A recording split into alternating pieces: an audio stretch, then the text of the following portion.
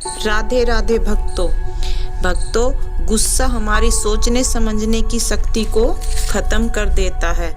आज मैं आपको ये कहानी सुनाऊंगी। इस कहानी को सुनने के बाद आप गुस्सा करना बिल्कुल बंद कर दोगे।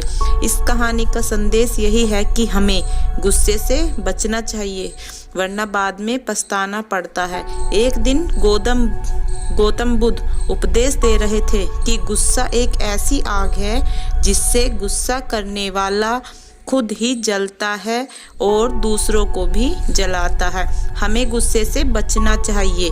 उस समय उपदेश सुनने वालों में एक व्यक्ति गुस्से वाला था। उसे छोटी छोटी बातों पर गुस्सा आ जाता था। गौतम बुद्ध की बात सुनते ही वह भड़क गया।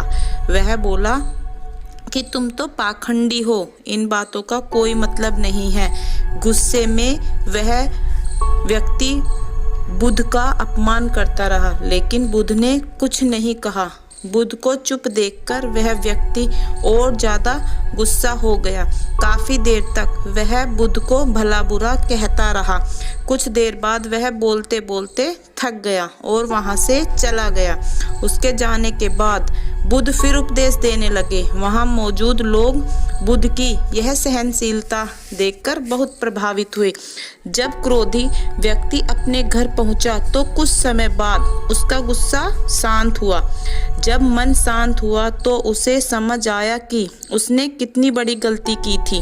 वह तुरंत ही बुद्ध से माफी मांगने पहुंचा, लेकिन बुद्ध उस जगह से आगे जा चुके थे। वह व्यक्ति बुद्ध को खोजते खोजते दूसरे गांव में पहुंचा। वहां बुद्ध को देखकर उसके चरणों में गिरकर रोने लगा और अपनी गलती की माफी मांगने लगा। बुद्ध ने पूछा, तुम कौन हो और क्षमा क्यों मांग रहे हो? उस व्यक्ति ने कहा, क्या आप भूल गए? मैंने कल आपके साथ बुरा व्यवहार किया था। बुद्ध ने कहा, बीता हुआ कल है, वहीं छोड़ के आया हूँ और तुम भी अभी वहीं अटके हो।